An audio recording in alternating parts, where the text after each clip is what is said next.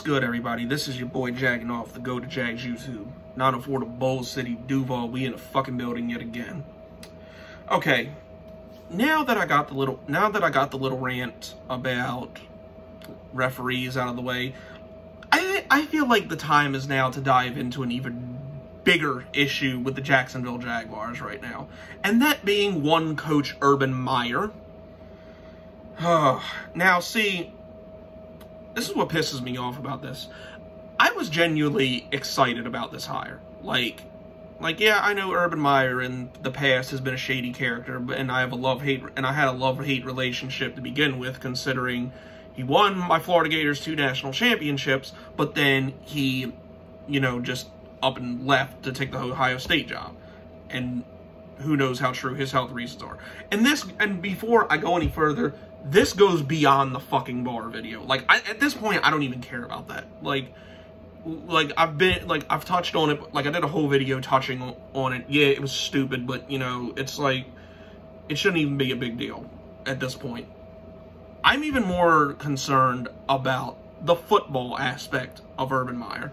See, because you figured a coach who had the 3rd highest winning percentage all time in college football would actually know what the fuck he's doing. But now I'm beginning to question if Urban Meyer does. Some of the shit that I've seen, I've tried to give the benefit of the doubt to, and I've tried to just say it's a first-year head coach, whatever. And, thinking, maybe he'll turn around and get better. But after some of the shit I've seen pile up, I really don't think that's going to happen. Because, here, I don't know how much of this is Darrell Bevell, and I don't know how much of this is Urban Meyer. I'll give you 2 examples, even though the plays actually worked. 3rd and 3, Trashville couldn't stop James Robinson. I figured the best play was a draw. On a 3rd and 3, this motherfucker Trevor Lawrence throwing a goddamn, what was it, a 15-yard pass to Marvin Jones? Granted, it worked, but still, that's pretty ballsy. I even said during the live stream, that's pretty fucking ballsy. And there was one other, what was it, a 3rd or 4th and goal, and he throws a fade to the end zone. Was it the touchdown Jacob Hollister caught? I can't even remember, but it was something like that. And granted, those 2 plays worked, but still. Now let's get to what didn't work. Now, granted, this play shouldn't have even happened because of referee fuckery when Trevor Lawrence got into the end zone the play before. But, I've already talked about that in a video today. I'm not going to keep going on about it. But the very next play, this dumb ass calls a stretch play to Carlos fucking Hyde when the offensive line decided not to block, and it got Brandon Linder hurt. And, I think anybody with some type of football knowledge would know 4th and inches from the goal line, when your quarterback, what's Trevor Lawrence, 6'6"? Quarterback sneak the fucking ball. And even the media knew that and asked him, why not call a quarterback sneak there? This asshole says Trevor Lawrence isn't comfortable with running a quarterback sneak. And the minute he said that, I'm like, there's no fucking way. Trevor Lawrence can't. I mean, he might say it just to defend Urban Meyer, to kind of, not make him sound like an idiot. But there's no fucking way. But granted, my theory got confirmed, and Trevor Lawrence said, yeah, I'm comfortable with running that. Which, I'm more inclined to believe Trevor Lawrence, because considering he's one of the most highly touted quarterback prospects since Peyton Manning, and it's learning something so basic in football that you learn in the pee-wee stage, you fucking cum-guzzling cunt salad. One of the most basic fucking plays in football. There's no mystery to it. There's no complexity to it. Is the quarterback going right? Is the quarterback going to the right of the center? Is the quarterback going to the left of the center? Is the quarterback going up the center's ass and following him? It goes one of 3 ways. How can someone like Trevor Lawrence, who's definitely been the best rookie quarterback of this draft class, I don't give a shit what anybody says, how could he not be comfortable with running something like that? You tell me. Like, it's just dumbass shit after dumbass shit after dumbass shit. Like, it just never ends with this guy. And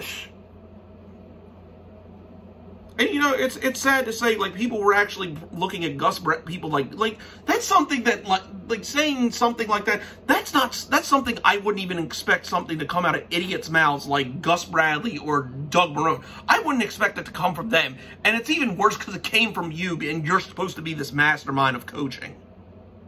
It's fucking embarrassing. Like, we are looked at as fucking jokes because of you.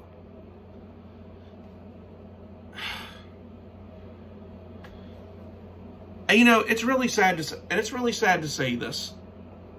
Like, and shout out to my guy Pest the Analyst, because I'm gonna use one of his quotes here. We got Coach Who the fuck is that at the New York Giants, and we got Coach Who the fuck is that #1 with the New York Giants, and we got Coach Who the fuck is that #2 with the Philadelphia Eagles, and they somehow have accidentally managed to win multiple games. You, on the other hand, can't win a game to save your fucking life. We can only blame it so much on referee fuckery. At some point, you got to put opponents away. And I've always said this: don't leave the game in the hands of the refs, because shit like this happens, especially to a team like Jacksonville, who the NFL openly wants to fail. Like, seriously, I'd rather get the next coach Who the fuck is that #3, because I think he would at least know what to do with a franchise quarterback and maybe accidentally win a couple games. And granted, this isn't so much about the Jaguars' win and loss record right now. I get that this team's rebuilding. I get this is the first year of a rebuild, and you know, we weren't gonna win many games. It'd be a miracle if we made the playoffs. Like, I understand that, but the egregious horse shit that Urban Meyer has done ever since he's taken this job is sickening. It's disgusting. I'm sick of it. Like, and it even goes before that. Here are two top tight ends, Dan Arnold and Jacob Hollister. We got Jacob Hollister off waivers, and we got fucking Dan Arnold in a trade that realistically shouldn't have happened. Now, granted, they're both good, and our tight end situation is looking a hell of a lot better than it did in training camp, and it looks, you know, pretty decent going forward. But we got the guys just before the season, one guy just before the season started, and another one right after the season started. And then this excuse with Tyron Johnson. It's like, I somewhat was excited about that, but looking back on it now, God, we are fucking idiots for letting Colin Johnson go for this guy. Because you wanted burners, we had him. Look at how much we're getting Jamal Agnew involved in the offense. Tavon Austin's back from injury. That's not enough speed for you? Are you fucking mad? Like, we don't have a #1 receiver, and the one guy who had potential to possibly take over for DJ Chark in that role, you fucking let him go. For nothing. You had him 3 more years under a 5th-round pick rookie contract, and you let him go. And granted, he's doing pretty decent with the fucking Giants right now. You know, because of what Urban Meyer did for Florida, because I actually liked the hiring, because I really didn't want to be wrong, and I figured, you know, maybe the first year would be bad, but, you know, maybe he'd pick it up in year 2 or 3. I really, and especially, and also I kind of felt bad because the media scrutinizes and drags through the dirt every fucking thing he does. But I'm done playing nice now. He needs to fucking go. Like, and you know what? I'm going to say this right now. And matter of fact, I'm probably going to send the guy this video and apologize to him personally. I would like to formally apologize to Uche Nwaneri, because he was one of the few content creators, well, actually the only one I can think of, that was skeptical about this fucking hire. And he's been absolutely right. So Uche, when you do see this, I'm very sorry for ever doubting you and your take of a head coach, and I never fucking will unless I'm proven wrong again. This shit is embarrassing. Like, I have more, like, dude, I have more, if Urban Meyer does not beat Miami in London, whether Tua plays or not, if he does not beat a team that's falling apart, like the fucking Miami Dolphins, in London, you need to leave his ass in London and start over the bye week and let Darrell Bevell coach at the end of the year.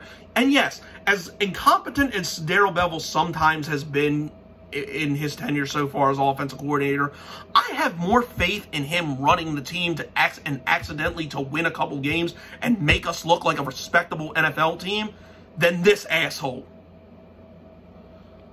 Like, this shit is, like, it's sad because there's talent on this team. Like, and it's not like last year when Doug Moron had nothing but Laviska Shenault, Josh Allen, who was hurt most of the year, and then James Robinson, who came out of nowhere.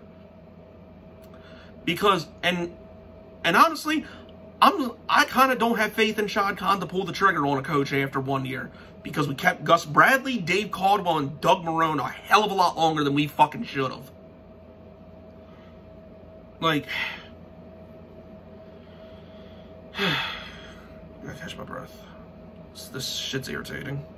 But, because if you don't fire that, because, like, unless something seriously changes with him from now to the end of the year, if you do not fire this guy, here's what's going to happen. Free agent players aren't going to want to come here unless they're not getting contract offers from anywhere else, and God knows we need help. Draft picks who actually end up being good are going to want to fucking leave. He's going to James Robinson, who's in a contract year next year, he's going to want to get the fuck out and not play for this asshole. And then Trevor Lawrence and Laviska Shenault, well, I'll start with Laviska Shenault first.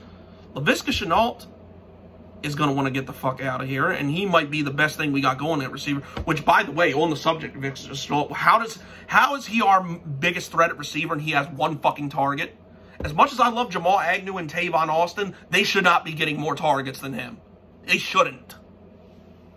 And then with this Trevor Lawrence, this is probably the only time since maybe Mark Brunell that we've had a franchise quarterback just fall to us. Mind you, we deconstructed the entire fucking 2017 defense besides Myles Jack to get this guy. And you're going to either ruin him or he's going to want to get the fuck away from him. And honestly, I wouldn't blame him. You better fix this shit and realize Urban Meyer ain't it before it's too late. It's your boy Jagging Go Jags. Duval till I die. Urban Meyer, please take the fucking USC job or die. I'm gone.